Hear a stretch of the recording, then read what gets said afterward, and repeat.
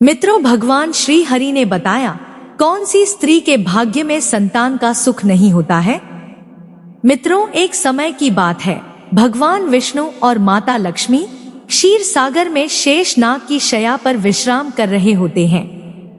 तब माता लक्ष्मी भगवान विष्णु से पूछने लगती है, हे माधव, आज मेरे मन में एक शंका उत्पन्न हो रही है, इसीलिए आप मेरी इस शंका का समाधान कीजिए। भगवान विष्णु कहते हैं, हे प्रिय, तुम्हारे मन में जो भी शंका हो निसंकोच होकर कहो। तुम्हारी हर शंका का समाधान करना मेरा कर्तव्य है। तब देवी लक्ष्मी कहती है, हे प्रभु, आप तो सब कुछ जानते हैं, संसार के कण कण में आपका ही वास है। आप ही जन्मदाता है और आपकी ही आज्ञा से काल प्राणी को ग्रहण कर लेता है। आप ही इस संसार को चलाते हैं, जन्म और मृत्यु आपके ही के बस में है। किंतु हे प्रभु, मैं जानना चाहती हूँ कि कौन सी स्त्री को संतान सुख प्राप्त नहीं होता है, किस कारण से बालक की गर्भ में ही मृत्यु हो जाती है और किस पाप के कारण स्त्रियों का गर्भ नष्ट हो जाता है। हे जगदीश्वर, हे कृपा निधान, मैं आपसे यह जानना चाहती हूँ कि एक माँ को संतान के खोने का दुख क्यों सहन करना पड़ता है। कृपया आप मुझे इसका कारण बताइए तथा इसके पीछे कौन सा रहस्य है। मित्रों, देवी लक्ष्मी के मुंह से ऐसी बातों को सुनकर भगवान विष्णु मुस्कुराते हुए कहने लगते हैं, हे लक्ष्मी, आज आपने बहुत ही उत्तम प्रश्न किया है। आपके इस प्रश्न में संसार की सभी माताओं का कल्याण छिपा हुआ है। हे लक्ष्मी, यह सत्य है कि कुछ बालकों की गर्भ में ही मृत्यु हो जाती है। यह तो स्त्रियों के द्वारा किए गए पाप के कारण ही उनका गर्भ नष्ट हो जाता है। इसीलिए हे देवी, आज मैं तुम्हें एक अत्यंत प्राचीन कथा सुनाता हूँ। इस कथा के माध्यम से तुम्हें तुम्हारे सभी प्रश्नों के उत्तर मिल जाएंगे। कृपया आप इस कथा को लास्ट तक जरूर सुने, क्योंकि अधूरा ज्ञान विष के समान होता है। आगे भगवान विष्णु कहते हैं, हे देवी, जो व्यक्ति इस प्राचीन कथा को सुनता है उसे उत्तम गुणवान संतान की प्राप्ति होती है तथा उसके समस्त पापों का नाश होता है।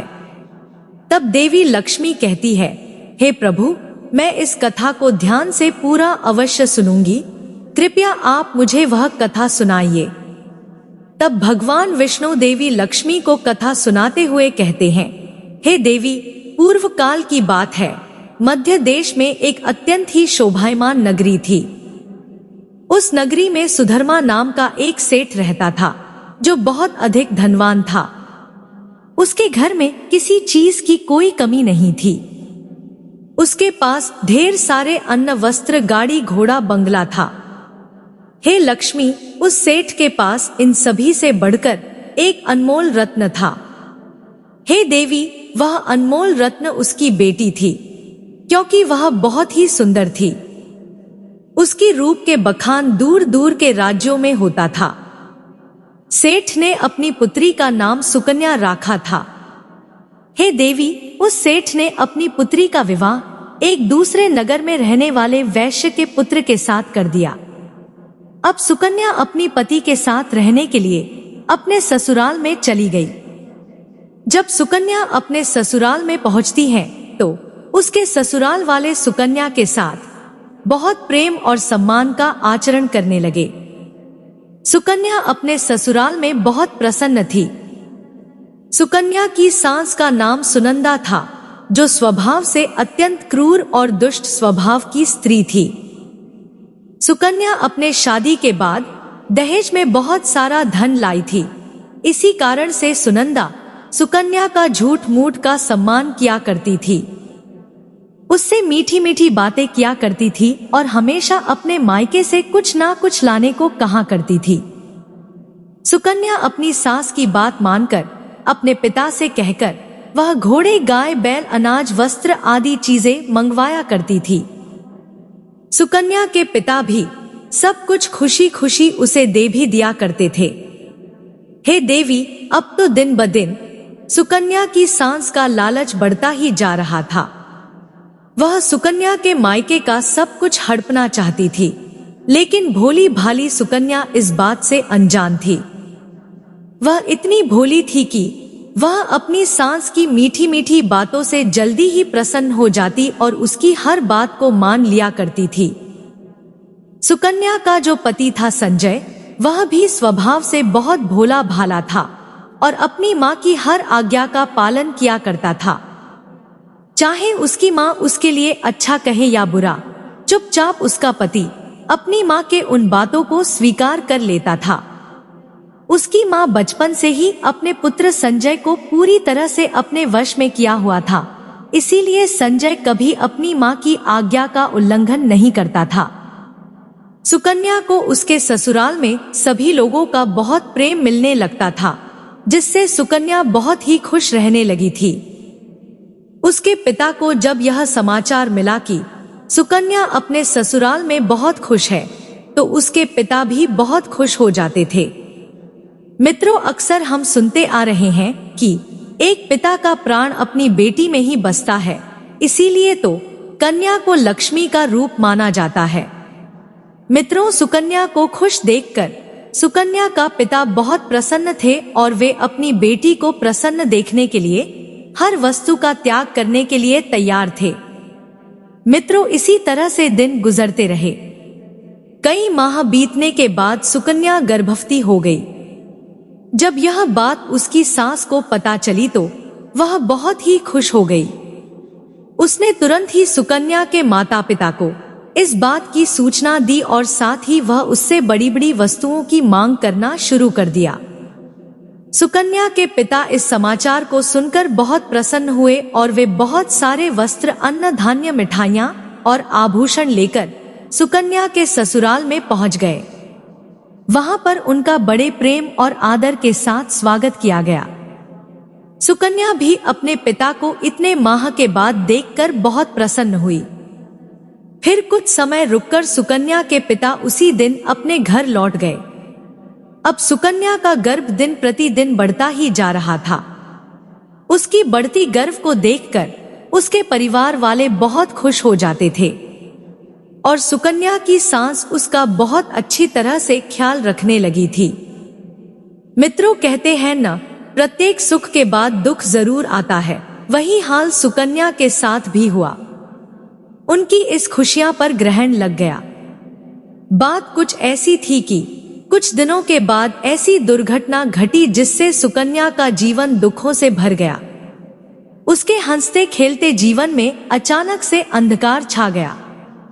एक दिन अचानक ही सुकन्या का गर्भ गिर गया, जिससे सुकन्या की सास बहुत क्रोधित हो गई और सुकन्या को ताने मारने लगी और कहने लगी, अरे ओ पापनी, तूने कौन सा पाप किया है जिससे मेरे कुल को आगे बढ़ने से पहले ही खा गया और तूने अपने ही बच्चे को गर्भ में ही खा लिया।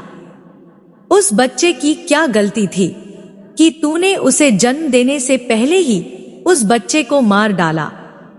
मित्रों, इस प्रकार से सुकन्या की सास उसे बहुत ताने मारने लगी, जिससे सुकन्या दुखी और उदास हो गई और उसने अपने सास ने कहने लगी, हे सासू माँ, इसमें मेरा क्या दोष है? मुझे समझ में नहीं आ रहा कि ऐसा किस लिए हुआ। मैं निर्दोष हूँ, मैंने कोई पाप का कार्य नहीं किया है, फिर भी मेरा यह कैसा दुर्भाग्य है। दोस्तों, इतना सब सुनने के बाद भी सुकन्या की सास को उस पर थोड़ी भी दया नहीं आई और वह कहने लगी, अरे ओ दुष्टा, तूने अवश्य कोई पाप किया है जिससे तेरी संतान गर्भ में ही मर गई। तुम्हें पता होना चाहिए कि कुलटा और पापणी स्त्रियों के बच्चे पेट में ही मर जाते हैं और यही सत्य है। तूने जन्म से पूर्व ही मेरे वंश का नाश कर दिया। मैं अब तेरी एक न सुनूंगी। तुझे मेरे वंश को खाने का दर्द जरूर दूंगी।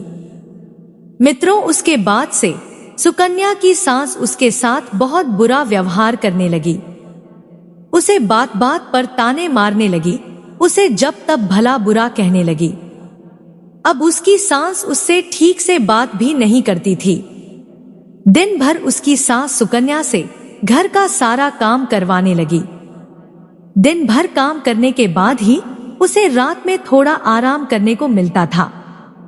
उसे ठीक से खाना पीना भी नहीं दिया जाता था। सुकन्या को घर का झूठा भोजन खाना पड़ता था। अचानक से अपनी सांस का ऐसा बदला हुआ रूप देखकर सुकन्या को बड़ा डर लगने लगा और वह अपनी सांस के सामने आने से भी डरने लगी। मित्रों, इसी तरह अपने दुख में सुकन्या समय को कटने लगी और समय को काटते काटते फिर और कुछ महीने बीत जाने के बाद सुकन्या फिर से गर्भवती हो गई। मित्रों, जब यह समाचार सुकन्या के घर वाले ने सुना तो उसके चेहरे पर खुशी साफ साफ दिखाई दे रहे थे, लेकिन सुकन्या की सांस को उतनी खुशी नहीं हुई। वह उसे ताना ही मारा करती थी और कहती थी, एक बच्चे को तो खा गई, पता नहीं अब इसे भी जीवित रखेगी या खा जाएगी। तुम्हारा कोई भरोसा नहीं, तुम एक चुड़ैल हो। मेरे भोले भाले बेटा ने तुम चुड़ैल से शादी करके मेरे घर पर न जाने तुझे कैसे ले आया। मेरी तो किस्मत ही फूटी हुई थी, जो मेरे भोले भाले बेटे के नसीब में तुम्हारी जैसी चुड़ैल ने आकर उसकी जीवन को तहस नहस कर दिया। मित्रों, इतना सब सुनने के बाद भी सुकन्या अभी भी चुपचाप यह सभी बातें सहन कर रही थी। इस बार सुकन्या की सांस ने सुकन्या के पिता को इस विषय में कोई समाचार नहीं दिया। मित्रों, इधर धीरे धीरे समय के साथ सुकन्या का गर्भ बढ़ने लगा। सुकन्या गर्भ धारण की हुई अवस्था में भी घर का सारा काम करती थी। वह बहुत काम करके थकने के बाद भी सुकन्या की सांस को उस पर दया नहीं आती थी। इस बार सुकन्या को 9 महीने पूरे हो गए और अब उसका प्रसूति का समय आ गया। सुकन्या को कमरे में ले जाया गया और फिर सुकन्या एक बालक को जन्म देने लगी। जब सुकन्या ने बालक को जन्म दिया तो उस बालक के मुख से कोई आवाज सुनाई नहीं दी। वह बालक कोई भी हलचल नहीं कर रहा था। इस बार सुकन्या ने एक मरे हुए लड़के को जन्म दिया था। इस बात को सुनते ही सुकन्या बहुत दुखी हो गई और जोर जोर से रोने लगी। इधर सुकन्या की सास उससे बहुत गुस्सा हो गई और उसने तुरंत ही सुकन्या को पकड़कर घर से बाहर निकाल दिया और उससे कहा, अरे ओ दुष्टा, तू मेरे घर में रहने के लायक नहीं है। तू तो डायन है जो तू मेरे पोते को खा गई। तू अब इस घर में नहीं रह सकती हो। और इतना कहने के बाद सुकन्या को उसकी सास ने अपने घर से बाहर निकाल दिया। मित्रों, भगवान विष्णु कहते हैं, हे लक्ष्मी, इस प्रकार से ताना देते हुए सुकन्या के सास ने उसे घर से धक्के मारकर भगा दिया। सुकन्या का पति भी यह सब चुपचाप देख रहा था, उसने भी कुछ नहीं कहा। फिर सुकन्या वैसी ही अवस्था में घर से चली गई। सुकन्या चलते चलते एक जंगल में पहुंच गई। वह जंगल बहुत घना और भयानक था। उस जंगल में एक भी मनुष्य दिखाई नहीं पड़ रहा था। फिर सुकन्या को थोड़ी दूर आगे उसी जंगल में एक बहुत ही बड़ा और सुंदर वृक्ष दिखाई पड़ा। उस वृक्ष के पास एक बहुत ही सुंदर आश्रम था। सुकन्या जल्दी से उस आश्रम के पास चली गई और इधर उधर देखने लगी तो वहां पर उस आश्रम में कोई भी नहीं था। सुकन्या वहीं बैठकर आराम करने लगी। सुकन्या इतनी डरी हुई और उदास थी कि वह अपने पिता के घर पर भी जाना नहीं चाहती थी। उसे यह डर लगने लगा था कि कहीं उसकी वजह से पिता का समाज में अपमान ना हो। इसीलिए उसने उसी जंगल में रहने का निर्णय लिया और वह उसी आश्रम में निवास करने लगी। सुकन्या उसी आश्रम में रहकर भगवान विष्णु की पूजा करने लगी और उनकी भक्ति में डूब गई। बहुत दिनों तक वहां पर उसने भगवान विष्णु की तपस्या की। फिर कुछ दिनों के बाद उस आश्रम पर एक साधु एक गाय को लेकर पधारे। वे साधु अत्यंत विलक्षण थे। उनके मुखमंडल पर तेज था।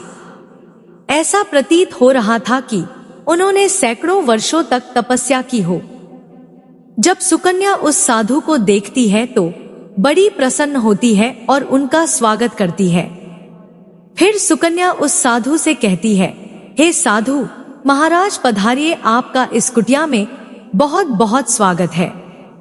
आप कोई महान पुण्यात्मा दिखाई पड़ रहे हैं। सुकन्या के ऐसे वचनों को सुनकर साधु महाराज कहते हैं, हे पुत्री, तुम कौन हो और किस कारण से इस वन में अकेले निवास कर रही हो? यदि कोई गोपनीय बात ना हो तो मुझे सच सच बताओ। तुम यहाँ पर अकेले क्यों रह रही हो और तुम्हारे पति कहाँ पर है?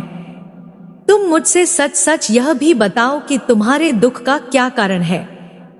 तब सुकन्या कहती है, हे साधु महाराज, मैं अत्यंत दुखी स्त्री हूँ और मेरी सासू माँ ने मुझे घर से निकाल दिया है, इसीलिए मैं इस वन में निवास कर रही हूँ। तब साधु कहते हैं, हे पुत्री, तुम्हारी सास ने ऐसा क्यों किया? किस कारण से तुम्हें घर से निकाल दिया है? तब वह सुकन्या कहती है, हे साधु महात्मा, मेरी पहली संतान गर्भ में ही नष्ट हो गई और जब मैंने दूसरी संतान को जन्म दिया तो वह भी मरा हुआ पैदा हुआ। इसी कारण से क्रोधित होकर मेरी सास ने मुझे घर से निकाल दिया है। तब से लेकर मैं यहीं पर निवास कर रही हूँ। हे साधु महाराज, मेरे पिता का अपमान न हो इसीलिए मैं उनके पास भी नहीं जा रही हूँ। कृपया आप ही मेरे दुख को दूर कीजिए। मैं कहाँ जाऊं? अब मैं क्या करूं? मित्रों, इस प्रकार से सुकन्या के कहने पर वे साधु महात्मा कहने लगते हैं, हे पुत्री, यह तो बड़े ही दुख की बात है, किंतु तुम चिंता मत करो, मैं तुम्हें कुछ उपाय बताता हूँ। तुम उस उपाय को करो जिससे तुम्हें उत्तम संतान की प्राप्ति होगी। तुम इस गाय को अपने पास रखो और इसकी खूब सेवा करो। इसकी सेवा करने से तुम्हें उत्तम संतान सुख प्राप्त होगा। अब मैं तुम्हें गर्भ धारण की हुई स्त्री को जिन जिन नियमों का पालन करना चाहिए उस विषय में बताता हूँ। इसे तुम ध्यान से सुनो। हे पुत्री, पहली बात, किसी भी स्त्री को मासिक धर्म के दौरान पति के साथ संबंध स्थापित नहीं करना चाहिए। दूसरी बात, उस स्त्री को पति को स्पर्श भी नहीं करना चाहिए, इससे संतान गर्भ में ही गिर जाती है। गर्भ धारण की हुई स्त्री को भगवान की पूजा में तत्पर रहना चाहिए। उसके मुख पर सदैव ही खुशियां होनी चाहिए। गर्भ धारण की हुई स्त्री को कभी दुखी और निराश नहीं रहना चाहिए। उसे बुरे आचरण वाली स्त्री से दूर रहना चाहिए, उनसे बातचीत नहीं करनी चाहिए। जितना हो सके उससे दूरी बनाकर रहना चाहिए। एक गर्भवती स्त्री को कभी दूसरों के घर का भोजन नहीं करना चाहिए। गर्भिणी स्त्री को सूप की हवा से बचकर रहना चाहिए। सूप की हवा लगने से भी गर्भ का नाश होता है। गर्भ धारण की हुई स्त्री को कभी भी ऐसी वैसी चीजों का दर्शन नहीं करने चाहिए जिसे देखने पर मन में घृणा का निर्माण हो। उसे भयानक और डरावनी कथाएं भी नहीं सुननी चाहिए। गर्भिणी स्त्री को अत्यंत गर्म भोजन नहीं करना चाहिए। पहले का किया हुआ भोजन जब तक अच्छी तरह से पच नहीं जाता तब तक दोबारा भोजन नहीं करना चाहिए। गर्भवती स्त्री को कभी झूठ नहीं बोलना चाहिए। गर्भिणी को कभी भी ग्रहण दर्शन नहीं करनी चाहिए। हे पुत्री, जिस स्त्री के बच्चे होकर मर जाते हो अथवा जो स्त्री बाज हो, ऐसी स्त्री से कभी संपर्क नहीं करना चाहिए। जो भी स्त्री इन नियमों का पालन करती है वह उत्तम पुत्र को प्राप्त करती है। जो स्त्री इन नियमों का पालन नहीं करती उसका गर्भ गिर जाता है अथवा उसका गर्भ निरोध हो जाता है। हे पुत्री, अब मैं तुम्हें पुत्र प्राप्ति का उपाय बताता हूँ, तुम इसे ध्यान से सुनो। पहली बात, मासिक धर्म के समय 4 दिनों तक स्त्री को पति के साथ सहवास नहीं करना चाहिए। वह स्त्री चौथे दिन ही शुद्ध होती है। 1 सप्ताह के बाद ही वह देवी देवताओं का पूजन करने के योग्य बनती है। संबंध बनाते समय स्त्री और पुरुष के मन में जैसी कल्पना होगी वैसा ही गर्भ उत्पन्न होता है, इसमें कोई संदेह नहीं है। हे पुत्री, आगे सुनो। युग्म तिथि वाली रात्रि में सहवास करने से पुत्र होता है और आयुग्म तिथि वाली रात्रि में सहवास करने से कन्या का जन्म होता है। हे पुत्री, युग्म तिथि का अर्थ होता है द्वादशी, चतुर्दशी, षष्ठी, अष्टमी, दशमी और आयुग्म तिथि होती है, एकादशी, त्रयोदशी, पंचमी, सप्तमी और नवमी।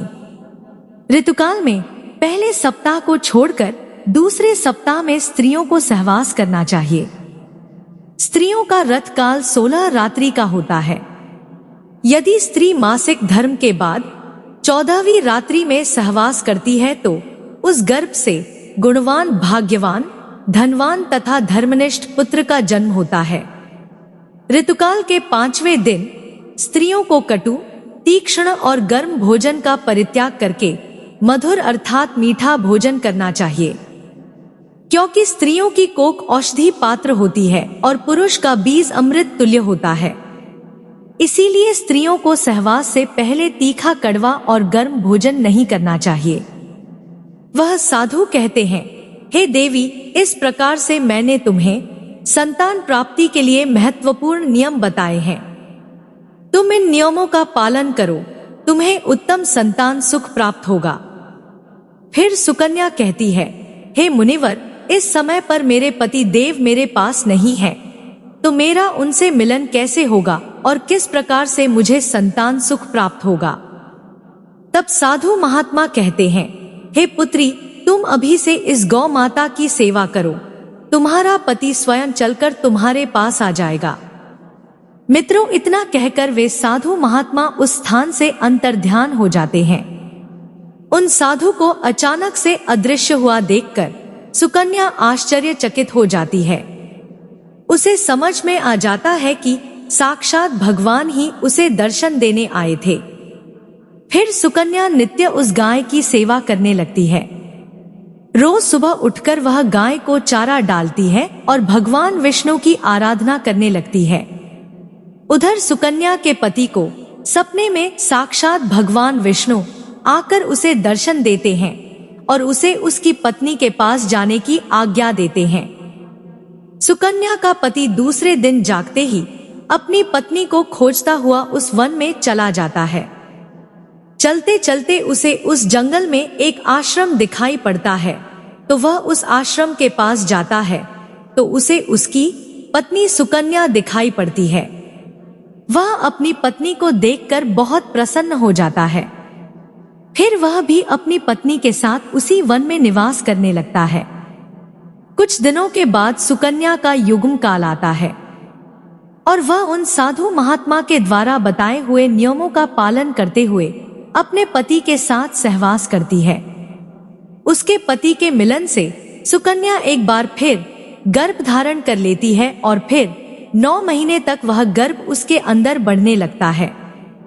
9वें महीने के बाद सुकन्या को एक अत्यंत सुंदर पुत्र रत्न की प्राप्ति होती है, जिसे पाकर सुकन्या और उसका पति दोनों बहुत प्रसन्न होते हैं। पुत्र का जन्म होने के बाद वह गाय भी उस स्थान से अदृश्य हो जाती है। अचानक उसी स्थान पर एक सुवर्ण आभूषणों से भरा हुआ एक घड़ा प्रकट होता है। इस चमत्कार को देखकर सुकन्या और उसका पति दोनों आश्चर्यचकित हो जाते हैं। थोड़े दिनों तक वह उसी जंगल में समय बिताती है और फिर एक दिन वे तीनों अपने घर सोने के घड़े को लेकर चले जाते हैं। जब सुकन्या की सास अपने पुत्र को सुकन्या के साथ एक बच्चे को लेकर आता हुआ देखकर बहुत प्रसन्न हो जाती है। तब सुकन्या की सास उससे पूछती है, हे बहू, यह तुमने कैसे किया? किस कारण से तुम्हें पुत्र की प्राप्ति हुई? फिर सुकन्या अपनी सास को सारी हकीकत बता देती है। सुकन्या की सास को इस बात पर विश्वास नहीं होता है, तो वह पूछती है, हे सुकन्या, मुझे वह स्थान कहाँ पर है बताओ। मैं एक बार उस साधु महात्मा के दर्शन करना चाहती हूँ। तब सुकन्या अपनी सास को उस स्थान के बारे में बता देती है। फिर दूसरे दिन सुकन्या की सास चुपचाप अकेले ही उस स्थान पर चली जाती है और उस चमत्कारी साधु की राह देखने लगती है। मित्रों, सुकन्या के सास के मन में बहुत लालच होता है। वह सोचती है कि जब वे साधु आएंगे तो मैं उनसे सोने के साथ साथ कई अनमोल वस्तु भेंट में मांगूंगी। सुकन्या की सास बहुत देर तक उस साधु की प्रतीक्षा करती है, लेकिन वह साधु नहीं आता। अब तो सुकन्या की सास बहुत गुस्सा हो जाती है। वह गुस्से में साधु को कोसने लगती है। वह साधु को गाली तक देने लगती है। मित्रों, संयोग की बात है, उसी क्षण उस मार्ग से एक राक्षसी जा रही होती है। जब वह राक्षसी सुकन्या की सास को उस आश्रम के पास खड़ा हुआ देखती है तो वह तुरंत उसके पास जाती है और कहती है, अरे वाह, आज मेरे लिए इस जंगल में ताजा ताजा भोजन आया है। इतना कहकर वह राक्षसी देखते ही देखते सुकन्या की सास को मारकर खा जाती है। मित्रों, इधर सुकन्या इस बात से अनजान अपनी सास की राह देख रही होती है। वह बहुत देर तक अपनी सास की प्रतीक्षा करती रहती है, परंतु उसकी सास नहीं आती है। जब सुकन्या अपनी सास की प्रतीक्षा करते करते बहुत थक जाती है, तब वह अपने पति को अपनी मां को ढूंढकर लाने को कहती है। सुकन्या के पति को जैसे ही इस बात की खबर होती है, वह एक भी क्षण देरी किए हुए अपनी मां को ढूंढने के लिए जंगल में जाता है। जब वह उस स्थान पर पहुंचता है तो उसे वहां पर उसकी मां दिखाई नहीं पड़ती है। जब वह इधर उधर नजरें घुमाकर देखता है तो वहां पर उसकी माता के कंकाल दिखाई पड़ते हैं। सुकन्या के पति उस कंकाल को देखकर वह दुखी मन से घर पर लौट आता है। जब वह घर की ओर लौट रहा होता है तो उन्हें रास्ते में एक व्यक्ति के द्वारा पता चलता है कि उस जंगल में एक राक्षसी का वास था। हो सकता है कि उसी राक्षसी ने सुकन्या की सास को मार डाला होगा। मित्रों, आखिरकार लालच के कारण ही सुकन्या की सास को राक्षसी खा जाती है। अब सुकन्या और उसका पति अपने पुत्र के साथ घर पर सुखी जीवन व्यतीत करने लगते हैं। भगवान विष्णु देवी लक्ष्मी से कहते हैं, हे देवी लक्ष्मी, इस प्रकार से सुकन्या ने गर्भ धारण के नियमों का पालन किया, जिससे उसे उत्तम संतान की प्राप्ति हुई। तब देवी लक्ष्मी कहती है, हे प्रभु, जिस बालक की मृत्यु गर्भ में ही होती है अथवा जन्म के बाद तुरंत मृत्यु होती है, उसकी मुक्ति के लिए क्या उपाय करना चाहिए? तब भगवान विष्णु कहते हैं, हे प्रिय, तुमने यह उत्तम प्रश्न किया है, इसीलिए तुम अब ध्यान से सुनो। यदि स्त्री का गर्भपात हो जाए अथवा गर्भ में ही बालक की मृत्यु हो जाए तो जितने महीने का वह गर्भ होता है उतने दिनों का सूतक माना जाता है। आत्म कल्याण की इच्छा रखने वाले मनुष्य को उस गर्भ में मृत्यु हुए बालक के लिए कुछ भी नहीं करना चाहिए। उस बच्चे का श्राद्ध नहीं करना चाहिए। हे लक्ष्मी, यदि जन्म से लेकर चूड़ा कर्म संस्कार के बीच में बालक की मृत्यु हो जाती है तो उस बालक की मुक्ति के लिए अन्य बालकों को दूध का भोजन देना चाहिए। यदि चूड़ा कर्म संस्कार के बाद 5 वर्ष के भीतर बालक की मृत्यु हो जाती है तो शरीर का दाह संस्कार करना चाहिए। उसके लिए दूध का दान करना चाहिए और बालकों को भोजन कराना चाहिए। यदि 5 वर्ष की आयु के बाद बालक की मृत्यु हो जाती है तो उसका दाह संस्कार करके उसके लिए जल से भरे मिट्टी के पात्र का और खीर का दान करना चाहिए। तभी उस बालक को पुनर्जन्म प्राप्त होता है। मित्रों, इस प्रकार से भगवान विष्णु ने माता लक्ष्मी को गर्भधान का रहस्य बताया है। मित्रों, मैं उम्मीद करती हूँ कि आपको यह कथा पसंद आई होगी। यदि वीडियो पसंद आई हो तो कमेंट में जय श्री हरि विष्णु अवश्य लिखें।